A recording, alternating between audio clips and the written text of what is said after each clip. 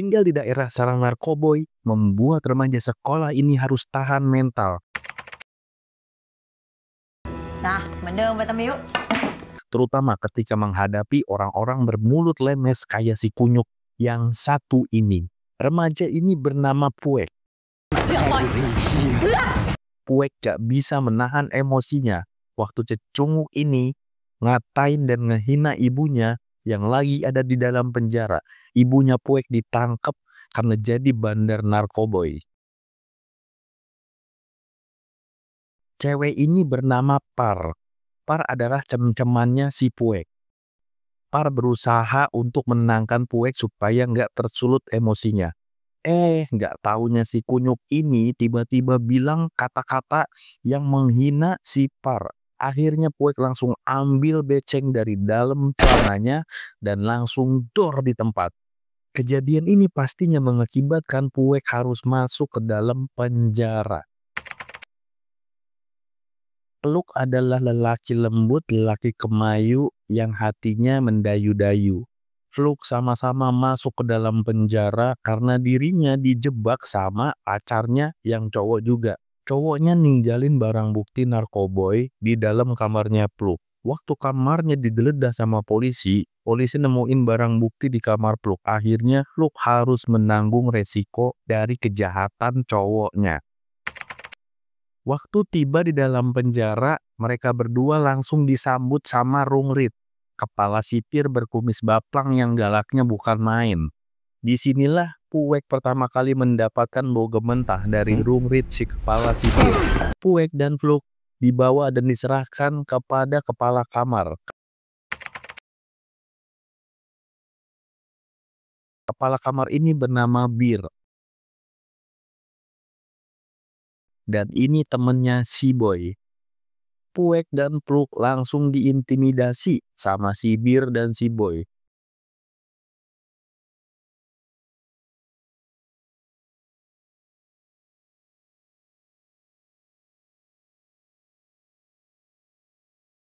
Nah, di sini si Boy bertugas menjadi tukang cukur buat ngebotakin rambut si Puek dan rambut si Pluk.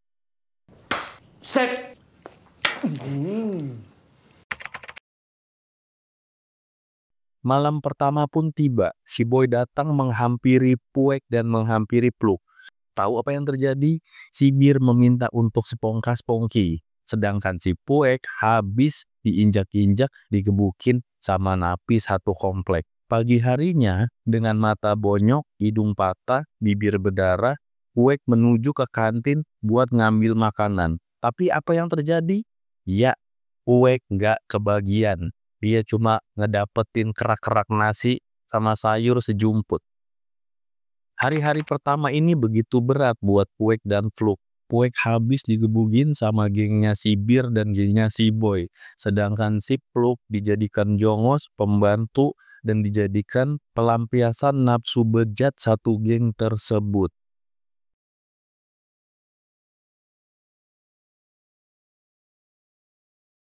Pluk yang tahu si Puek nggak makan apa-apa mencoba berbaik hati untuk ngasih si Puek satu biji jeruk.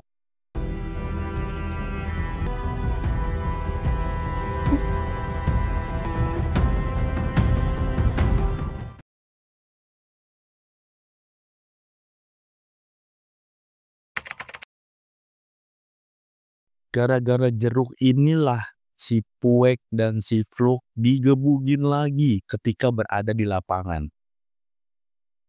Ketika itu datanglah malaikat-malaikat penolong ini. Dia adalah Parang. Parang adalah asisten dari pentolan geng sebelah. Dan ini adalah Abang Agus. Abang Agus adalah pentolan geng sebelah. Waktu terjadi keributan di tengah lapangan itu, kepala sipir Rungrit pura-pura izin ngerokok supaya si Bir dan si Boy bisa ngegebugin si Pluk dan Puek.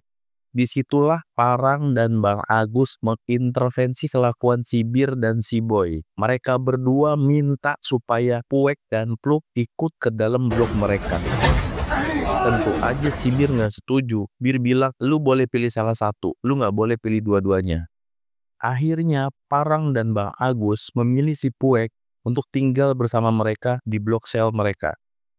Malam pertama di sel Bang Agus dan di selnya Parang, Puek gak disiksa. Malahan Puek diterima dengan baik di sel mereka.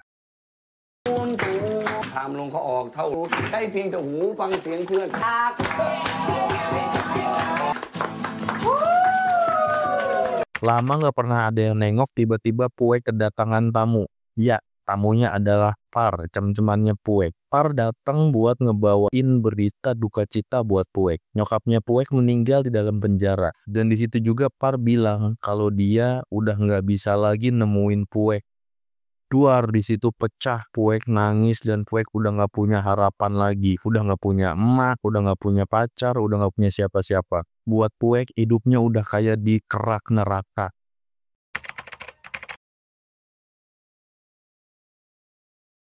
Puek yang masih kebayang-bayang perkataan si Par jalan dengan lunglai menuju ke lapangan. Di lapangan Puek ngeliat Bir sama si Boy dan anak buahnya mencoba buat ngeroyok Parang. Disinilah akhirnya pentolan geng Bang Agus mendeklarasikan perang sama gengnya si Bir dan si Boy. Malam harinya, Pluk yang udah nggak berdaya habis disiksa sama si Bir dan si Boy, ngedengar kalau si Bir punya rencana busuk untuk menghilangkan nyawa si Puek dan teman-temannya. Bir berencana buat masukin bubuk pisau ke dalam makanannya si Puek atau makanan teman-temannya. Nah, ketika pagi harinya, pas semua napi pada sarapan, di situ udah diatur. Makanannya Puek, nasinya udah dicampur sama bubuk besi yang semalam ditumbuk sama si Bir dan si Boy. Pluk yang tahu rencana busuk itu langsung nyamperin si Puek buat ngambil makanannya. Gak pakai lama, Pluk langsung ngelahap itu nasi sampai habis. Puek heran kenapa si Pluk kayak begitu. Ternyata Pluk langsung kayak orang kecekek. Lehernya dia pegangin, mulutnya berdarah. Disitulah Bang Agus menyadari kalau si Bir dan si Boy udah ngerencanain ini semua untuk menghabisi si Puek. Di sini nyawa Pluk udah nggak ketolong. Pluk akhirnya meninggoy. Dan inilah saatnya, semua udah nggak bisa ditunda lagi. Harus kita selesaikan, harus kita bantai gengnya Bir dan gengnya si Boy. Kedua geng ini bersiap-siap, kedua geng ini berbaris menuju ke lapangan. Gak pakai lama, kedua geng ini langsung adu mekanik, adu senjata.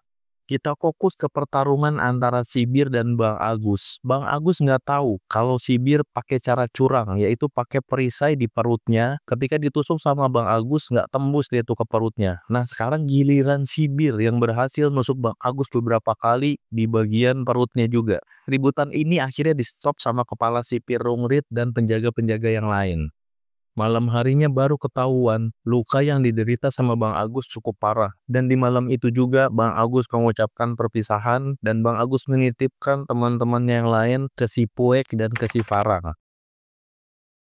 Waktunya balas dendam.